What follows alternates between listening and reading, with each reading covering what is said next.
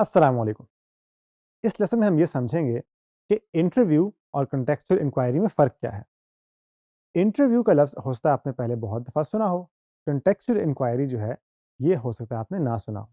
आपने परेशान नहीं होना, दोनों में बहुत आसान सा फ़र्क है कि इंटरव्यू कहते हैं कि जब आप यूज़र से बात करते हो कि आपका एक्सपीरियंस कैसा गया और वो आपको बताता है। कॉन्टेक्चुअल इंक्वायरी में आप यूज़र को देखते हो कि वो एक्चुअली में प्रोडक्ट यूज़ कैसे कर रहा है। यानी एक में आप यूज़र के ख़यालात, आप यूज़र के एक्सपीरियंसेस, आप यूज़र की फीलिंग्स उससे पूछते हो और वो आपको बताता है।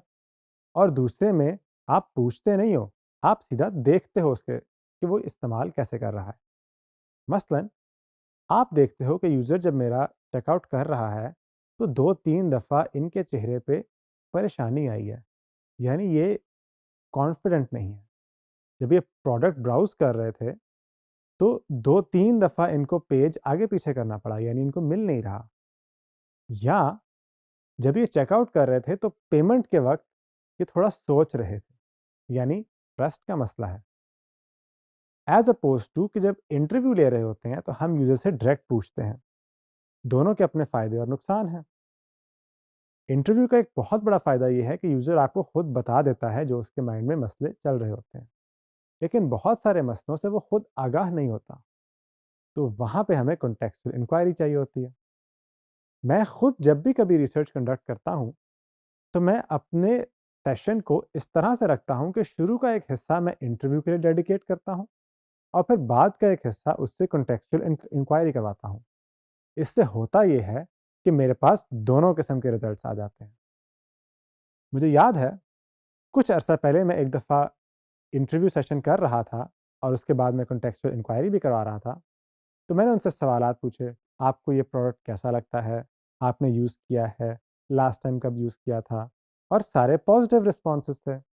जब मैंने उनके सामने फ़ोन लेकर आया और मैंने उनसे कहा कि आप इस प्लेटफ़ॉर्म से ये चीज़ खरीदें, तो उनको चेकआउट का बटन बड़ी मुश्किल से मिला था। वो 2-3 दफ़ा ढूँढ रहे थे कि ये किधर है? उस प्रोसेस में मुझे ये समझ में आई कि मेरा बटन प्रोमिनेंट नहीं है, छुपा हुआ है। ये वो बात है जो यूज़र को खुद नहीं पता कि उसे ये मसला आ रहा है।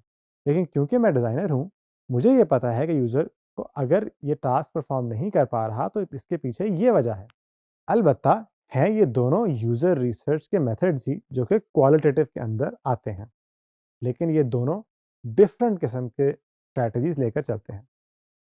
इन दोनों में फ़र्क करने के लिए एक आसान तरीका ये भी है कि इंटरव्यू के अंदर हम यूज़र की मोटिवेशन, यूज़र की intention, feelings, behaviour, past experiences, उन सारों को डिस्कस करते हैं। लेकिन कॉन्टेक्सचुअल इंक्वायरी में हम यूज़र के एक्शंस देखते हैं कि ये एक्ट किस तरह से कर रहा है। उसका रियल बिहेवियर देखते हैं। ये किस तरह से चीज़ों को परसीव कर रहा है, तो समझ आ भी रही है या नहीं आ रही, वगैरह वगैरह। जब हमने यूज़र के यूज़ में फ्रिक्शन को नोटिस करना हो कि कहाँ-कहाँ पे इसको फ्रिक्शन आ रही है, तो बेहतरीन हल कॉन्टेक्सचुअल इंक्वायरी होता है। अलबत्ता जब यूज़र से समझ ना हो कि वो प्रॉब्लम क्या फेस कर रहा है, तो फिर इंटरव्यूज़ बेहतरीन है।